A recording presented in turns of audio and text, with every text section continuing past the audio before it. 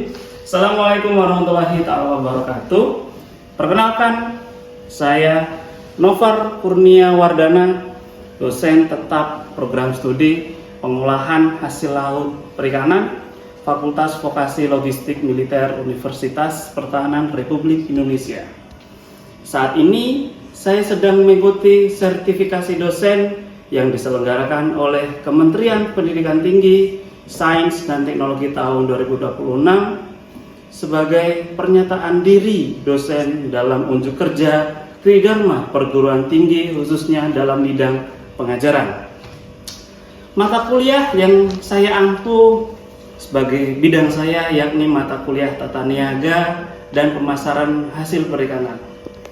Mata kuliah ini memiliki bobot 3 SKS dengan 16 kali pembelajaran yang mana terbagi dalam 14 kali pertemuan materi dan 2 kali ujian.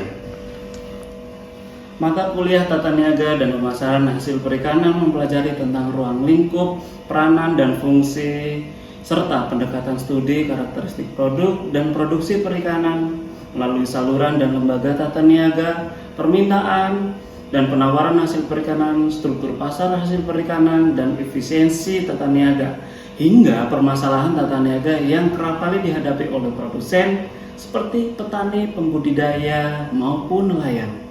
Proses pembelajaran yang dilaksanakan dengan perpaduan metode daring serta luring melalui presentasi, diskusi interaktif, simulasi studi kasus, dan penugasan berbasis proyek.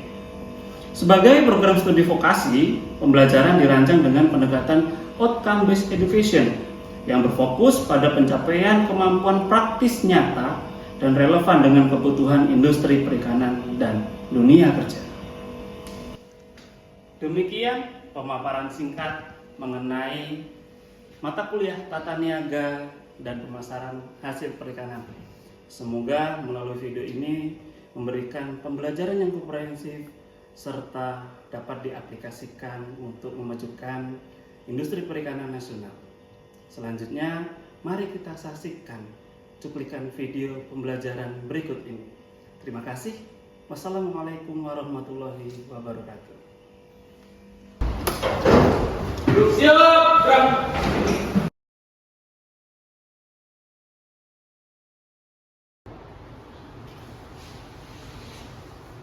Seragam. Cepat, gerak.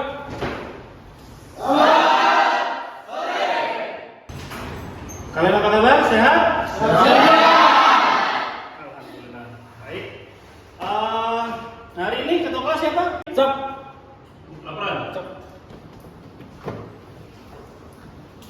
Yuk, siap, gerak. Buruan. Lapor, PL dan lengkap. Siap dengan materi. Terima kasih. Lanjutkan. Lanjutkan. Sebelum menerima materi pada sore ini, doa mulai.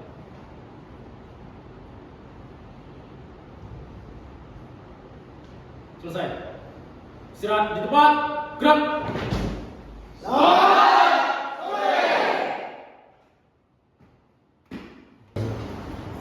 Selamat sore semuanya.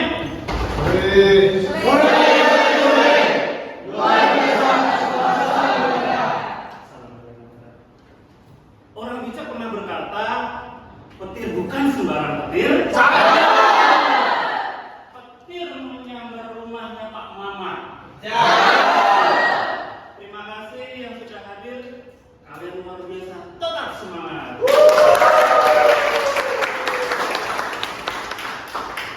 Terima kasih telah menyiapkan kelas saya hari ini.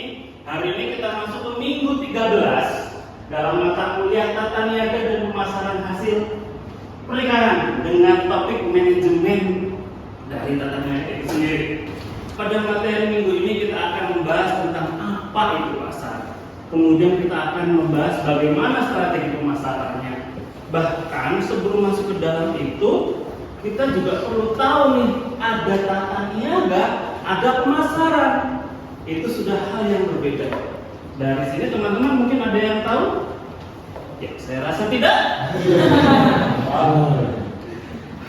Oke, sebelum kita mencari tahu seperti itu, seperti biasa, materi sudah saya upload secara berkala. Silakan kalian scan saja nanti ketika perkuliahan ini sudah selesai. Nanti silakan di-download materinya, kalau bisa pelajari lebih dalam.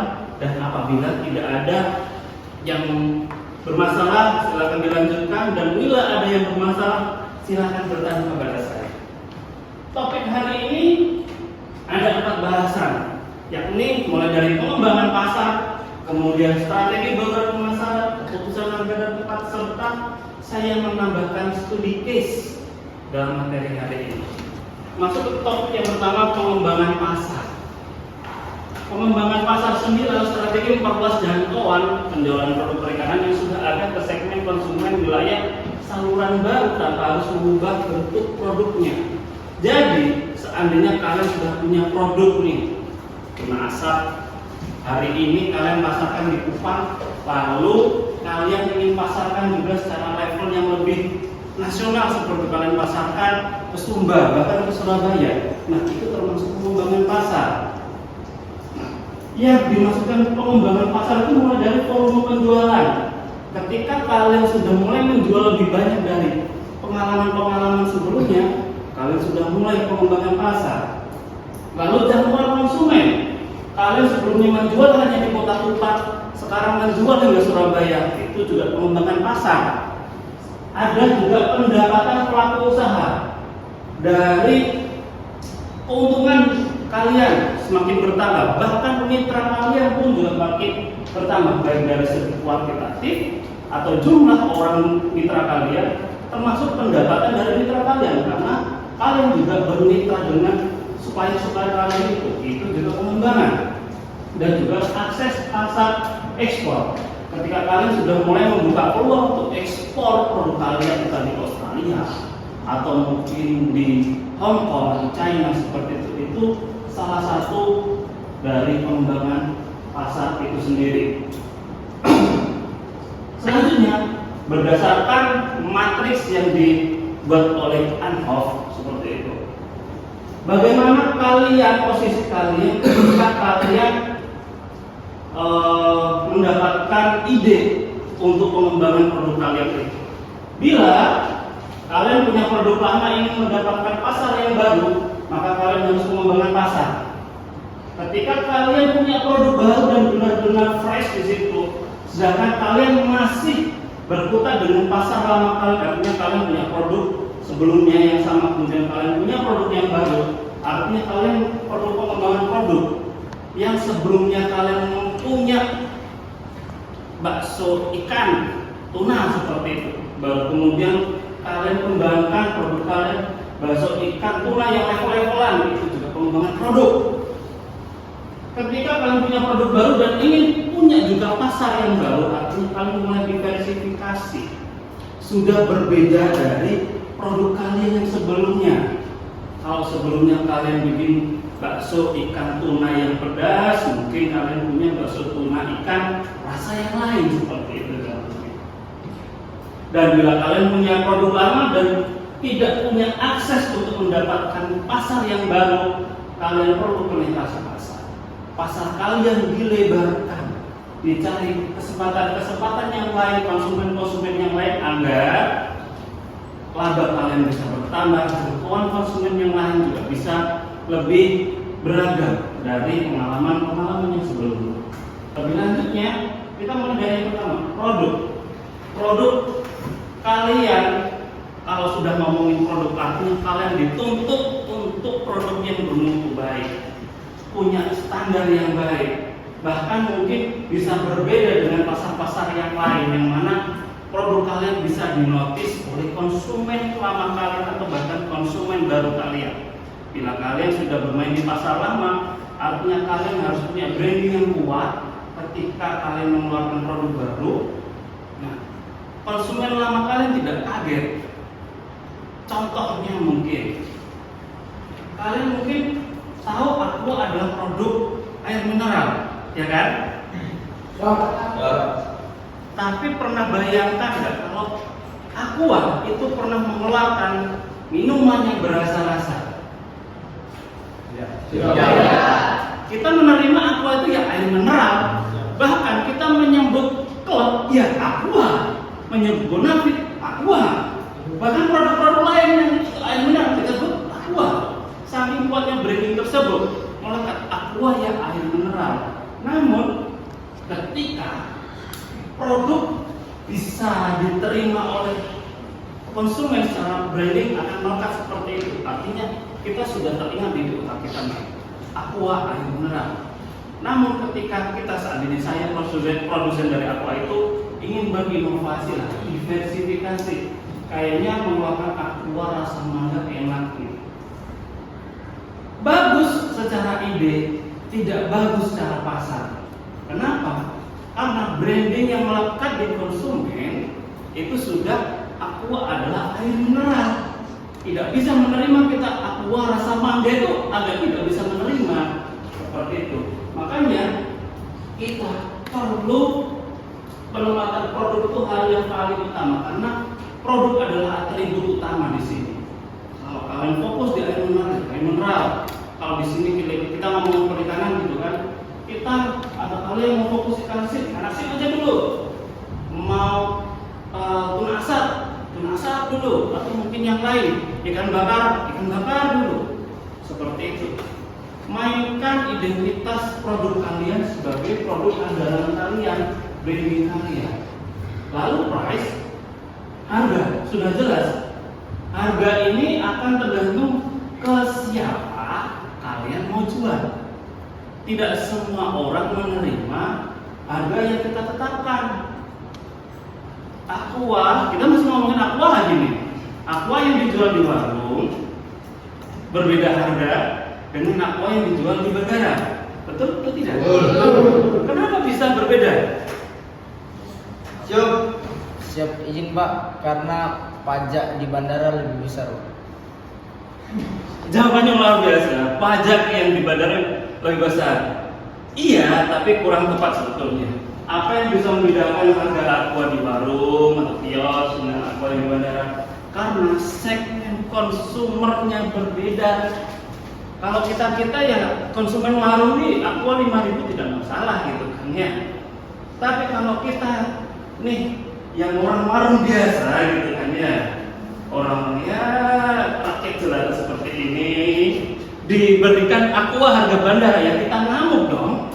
Dengan harga satu botol Aqua itu mungkin bisa sampai 15.000. Kenapa bisa berbeda? Karena settingnya berbeda. Warung-warung yang untuk kita rakyat jelata gitu. Tapi untuk yang di bandara, orang-orang yang lagi penting nih terburu oleh waktu, yang bahkan mungkin dari segi ekonomi lebih untung daripada kita. Makanya harganya bisa berbeda. Jangan Aqua, produk perikanan, tuna asap gitu. Saya kebetulan kenal beberapa pengusaha yang bermain tuna asap ini. Kita mungkin bisa ketemu gitu kan penjual-penjual tuna asap yang dari Atap Kuku, yang dari Kupang seperti itu. Dengan harga mungkin 35.000 per 3-5 potong yang kita dapatkan sudah enak gitu makan tuna asapnya gitu. Tapi coba kalau kita beli tuna asap yang di restoran atau mungkin bahkan hotel bintang 5 sudah berbeda. Bahkan rekan saya pengusaha tuna asap itu per 350 gramnya sudah tidak jualnya pakai harga rupiah, makanya dolar dia. Kenapa? Karena memang segmentasi dari konsumennya berbeda, makanya harganya pun bisa berbeda, termasuk produk tersebut pun berbeda. Kalau tuna asap yang kita dapatkan di pinggir jalan itu ya yang penting tuna asap. Tapi kalau sudah tuna asap yang tersegmentasi seperti itu sudah ada standarnya sendiri. Apa? Mungkin tunanya harus grade B minimal, punya alur proses tersendiri yang sudah dipatenkan, bahkan mungkin sudah punya jalur distribusinya sendiri. Oh, jualnya harus ke hotel A, hotel B, hotel C, resto A, resto B, resto C, seperti itu. Selanjutnya ada place. Sudah dibahas beberapa tentang place ini karena tempat itu bisa membedakan harga dari suatu produk serta bisa membuka kesempatan untuk mengarah ke keuntungan yang baru. banyaknya permintaan akan ikan tuna katakanlah. Semakin banyak permintaan, semakin tinggi juga harganya. Garis lurus nih. Semakin banyak stok ikannya, semakin murah harganya. Jelas ya? Jelas. Sayangnya semua nelayan yang levelnya masih kecil-kecil seperti itu sangat susah dan bahkan tidak tahu. Selain terkendala akan teknologi, mereka juga terkendala akan informasi. Kasihan sekali. Itu hasil penelitian-penelitian yang sudah saya lakukan mulai dari 2023 yang lalu. Maka dari itu nih, banyak hal-hal yang bisa kita benahi dalam hal ini. Adanya LBN nih, bahkan kemarin baru dibuka LBN 8 itu membuka jalur ekspor nih bagi nelayan dan UMKM nih kalau mau jual ke Timor Leste. Karena penjualan lewat jalur tikus mungkin menguntungkan, tapi juga dalam hal lain dapat berbahaya bagi kita. Ikan kita bisa rusak karena penanganannya kurang baik, atau kalau kita lagi siap ditangkap oleh aparat karena kita tidak melewati jalur hukum yang resmi. Lalu ada wacana free trade zone NTT Timor Leste. Kalau adanya wacana free trade zone nih, lebih mudah nih untuk mendorong perdagangan bebas antar negara. Seperti halnya yang terjadi di Batam. Kenapa harga-harga barang elektronik di Batam bisa lebih murah? Karena mereka menerapkan area itu. Tapi ketika barang tersebut keluar dari Batam, sudah kena pajak. Seandainya nih, saya membayangkan saja gitu kan, NTT dan Timor Leste punya free zone khusus untuk beberapa pangan nih. Dalam hal ini bisa ikan atau bahkan produk-produk pertanian akan lebih menguntungkan lah bagi kita. Kenapa? Karena dari segi harga kita bisa bersaing, which is di Timor Leste mungkin kekurangan karena lebih baik pertaniannya kita ke mereka. Bahkan nih, kalian mungkin kalau lagi bersiap gitu kan bisa kalian temui setiap Sabtu Minggu di warung-warung Padang pasti banyak orang-orang Timor Leste, bahkan tidak hanya warung Padang, warung-warung yang lain pun pasti banyak. Nah, hal ini kan membuktikan kalau mereka aja berbelanja ke kita gitu. Seandainya perdagangan kita bisa langsung bebas ke mereka, artinya kan kita bisa menjual barang kita lebih cepat, pertukaran uang juga lebih cepat, produksi barang juga bisa lebih cepat, untung bisa lebih cepat juga kita dapatkan. Sederhananya itu. Jika ada forum kerjasama itu bisa lebih baik. Menyoroti pengembangan pertanian, perikanan, dan kelautan sebagai sektor strategis dari kita dengan Timor Leste. Dalam hal ini bukan hanya ekspor impor dari bahan baku perikanan pertanian itu, tapi juga pertukaran informasi, pertukaran teknologi itu adalah hal yang baik juga. Sehingga nelayan-nelayan kita yang mungkin memanfaatkan keterbatasan teknologi, keterbatasan informasi, bisa mendapatkan akses yang lebih baik dan teknologi yang lebih baik juga. Lalu juga penguatan branding dan informasi pasar. Seperti yang saya sampaikan, seandainya kita punya branding NTT adalah daerah ikan, kita sudah pasti nih permintaan ikan akan dari Timor Leste. Timor ulangi, permintaan ikan pasti akan dari NTT. Seperti itu. Karena ikan kita terkenal bagus-bagus, mutunya tinggi, segar-segar lagi gitu kan. Seandainya itu terjadi dan kita mungkin pemerintah provinsi dan dalam hal ini membranding dirinya surganya ikan, keren sekali. Tapi ya kembali lagi itu kan kebijakan, bukan wilayahnya saja juga. Saya hanya menyarankan sebagai akademisi. Mungkin dalam hal ini kalian meneliti nih masyarakat nelayan di sekitar kita atau bahkan perkembangan dunia perikanan di lingkungan kalian di sini, kemudian kalian temui masalah, kalian cari solusi. Ketika solusinya terjadi, kalian temukan, kalian bisa menyarankan sesuatu ke pemerintah. Dan bila itu terjadi, kalian fix resmi menjadi akademisi yang baik, selayaknya orang yang dapat berpikir seperti itu. Dan kesimpulannya hari ini Banyak hal yang bisa dilakukan dalam manajemen tata niaga. Pertama itu pengembangan pasar, itu yang paling mudah. Pengembangan pasar itu memperluas jangkauan produk kita. Bisa dari penetrasi langsung, bisa pembukaan produk baru, bisa pembukaan pasar baru, atau bahkan mungkin menggunakan diversifikasi untuk konsumen yang baru. Lalu pembawaan pemasaran atau 4P bisa dilakukan secara terpadu. Produk, place, price, dan promotion. Kalau kalian lakukan dengan tepat, kalian bisa mendapatkan mutu produk yang baik, mutu harga yang wajar, distribusi cepat dengan promosi yang tepat sasaran dengan segmentasi dari kalian. Kemudian keputusan harga dan tempat sangat menentukan nilai jual, mengingat sifat produk ini, produk bidang kita ini yang mudah rusak. Maka kita perlu pertimbangan yang baik menentukan harga. Kalau kita bermainnya tidak di bahan baku yang segar, bisa lebih enak. Dan juga terakhir, wilayah perbatasan RI ADTL menunjukkan bagaimana infrastruktur regulasi kerjasama lintas negara membentuk peluang tata niaga yang bagus.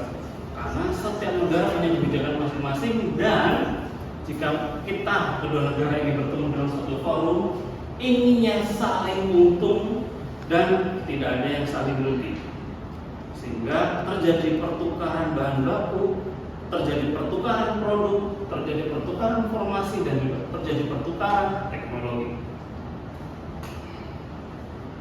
Saya rasa cukup pertemuan kali ini. Ada yang mau bertanya? Silakan. Wah, menarik. Mungkin coba dari Reva. Ini bertanya terkait dengan tata niaga dan daerah perbatasan. Seperti yang kita ketahui bahwa pemerintahan pada Pak Jokowi kemarin itu telah membangun banyak infrastruktur.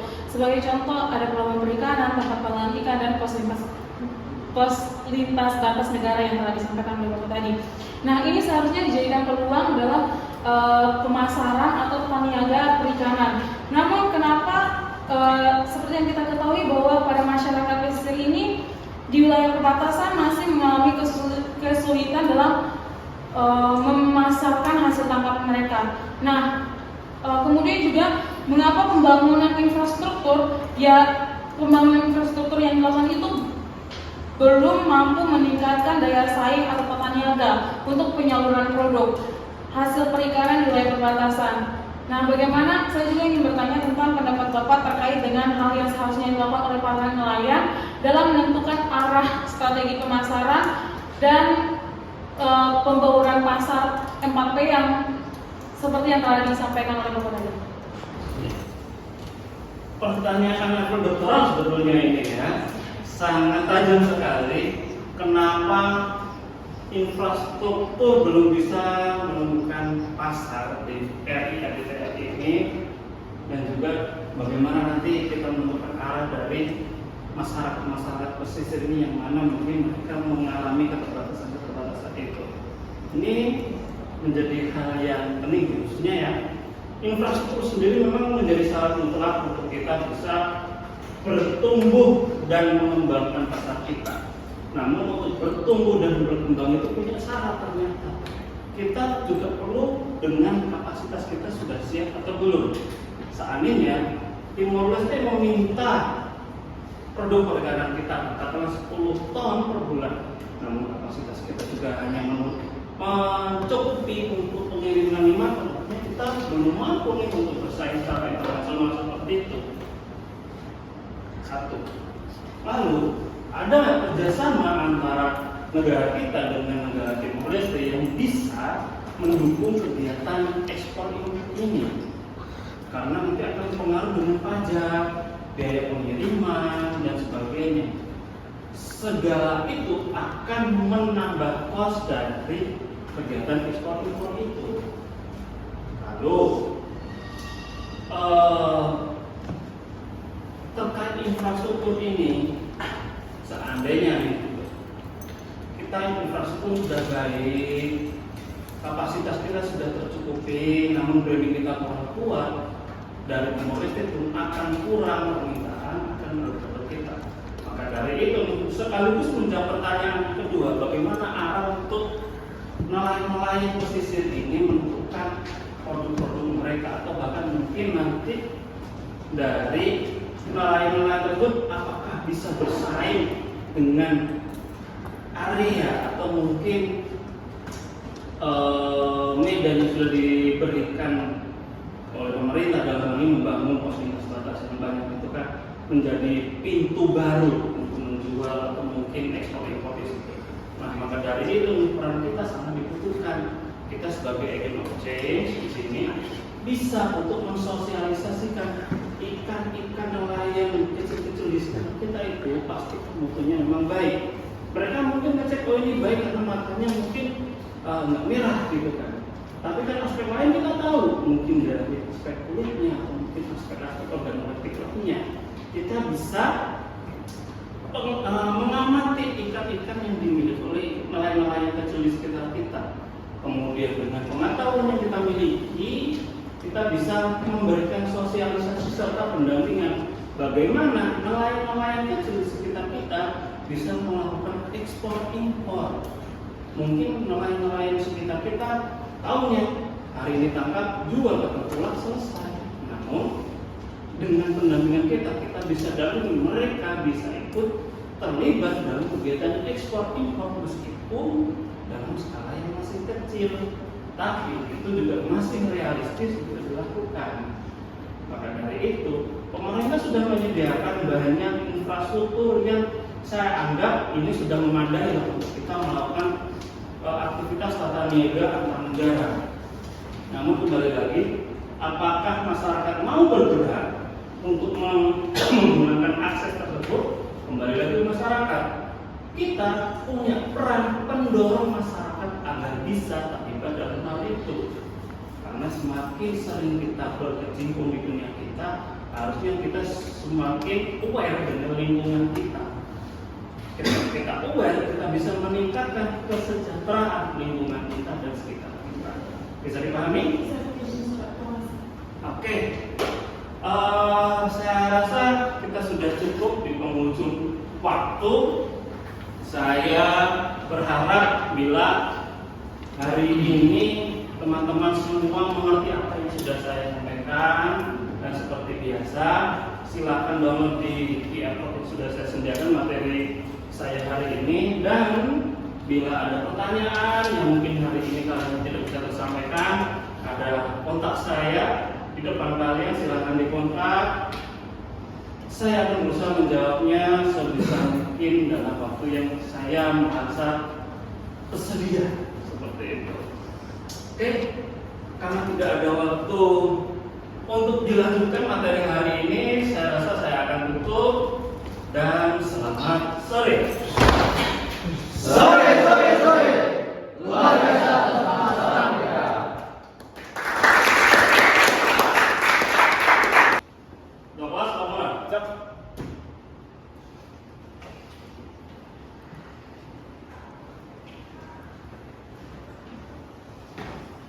Penjelasan DPL Bapak Guru siap gerak. Penerimaan materi telah dilaksanakan. Laporan selesai. Terima kasih. Lanjutkan kegiatan saudara ucapkan. Jangan gerak. Mengakhiri pembelajaran pada sore hari. Tenang berdoa.